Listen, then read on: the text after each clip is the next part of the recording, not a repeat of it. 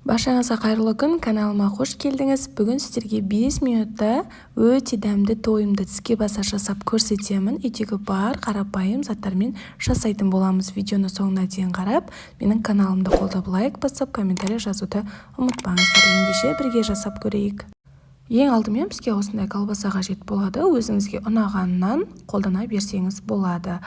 Менде мұсылманский түрі осындай 4 бұрышты етіп, яғни кубиктап, қатты үлкен қылмай, майдалап турап аламыз. Бір ыдысқа осылай барлығын саламыз, және екінші кезекте қызанағымызды да жуып тазалап, қажет емес жерін алып тастап, бұл қызанақты да кубиктап турап аламыз. Дәл осы видеоның астына толық рецептісін, яғни толық құрамын жазып қалдырамын, сол жерден қарай алсаңыздар болады. Қызанағымызды да майдалап турап, колбасаның қасына қосамыз.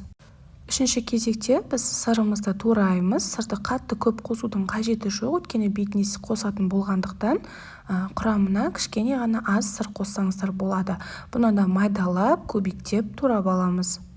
Сырды таңдаған кезде сапасы жақсысына, жақсы езілетін, жақсы еритін сырды таңдаңыздар. Сол кезде дәмді әрі керемет болып шығады. Содан соң қиярымызды да ұзынша етіп, ең соңында кубиктеп турап алатын боламыз, яғни 4 бұрышты етіп. Егер қияр ұнамаса, сізге тәтті бұрыш қоссаңыздар да болады. Менде балаларым тәтті бұрыш жемейтін болғандықтан осындай қияр қосып жасадым. Барлығынан бір данадан қосамыз, шамамен 7, 8, тіпті 9 данаға дейін осындай тіске басар жасап шығатын боламыз. Кішкене ғана зелень қоссаңыздар болады, кез келген өзіңізге ұнаған қоса беріңіздер, және де дәміне қарай тұз, 1 қасық немесе 1,5 қасық ас қасықпен майонезді салып, жақсылап толықтай барлығы араласқанша араластыратын боламыз. Егер сізге зелень ұнамаса, қоспай-ақ қоюыңызға да болады. Барлығы дайын болғаннан кейін осындай батон нанымызды үй жағдайында немесе дүкеннен сатып алған батон болса да қолдана бересіздер. Барлығын осылай әдемілеп турап, пергамент қағаздың үстіне әдемілеп барлығын орналастырамыз. Егер сізде батон наны болмаса, кәдімгі үй жағдайындағы, яғни нанды қолдансаңыздар да болады. Өте әдемі қытырлап пісетін болады. Дәл осы кезде пешімізді алдын ала 180 градусқа қыздырып қоятын боламыз, және де салмаларын осылай нанның бетіне әдемілеп, құлап кетпейтіндей, қатты толтырмай осылай әдемілеп салып шығамыз. Өте дәмді және де өте тез дайындалатын тіске басарлардың бірі. Сырымызды осылай терканың үлкен бөлігінен, үкіштің үлкен бөлігінен өткізіп алып, бетіне осылай әдемілеп салып шығамыз. Балалардың және үлкен адамдардың да барлығы осы тіске басар жақсы көреді. Міндетті түрде жасап көріңіз.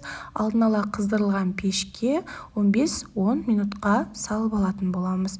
Өте тез піседі. Мінекей, менде шамамен 15 минуттай уақыт тұрды.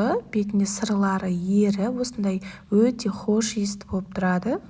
Құрметті менің көрермендерім, егер де менің видеом сізге пайдалы болып ұнап жатса, қазақша YouTube каналды дамыту мақсатында лайк басып, комментарий жазуды сұраймын. Осымен біздің тіске басарымыз дайын болды. Қараңыздар, өте ыстық, сырлары осылай созылып, өте әдемі болып піседі. Міндетті түрде жасап көріңіздер. Сіздерге ұнады деген ойдамын. Құрметті көрермендерім, және де менің каналымда ыстық тағамдар, тәттілер, барлық ас үйге арналған өте керемет тағамдар, және де осындай өте тез дайын болатын тіске басарлар бар. Дәл осы видеоның астында ссылкасын қалдырып кетемін, сол жерден қарай алсаңыздар болады. Сіздермен бірге болған Гүлсая, келесі кездескенше ас болсын.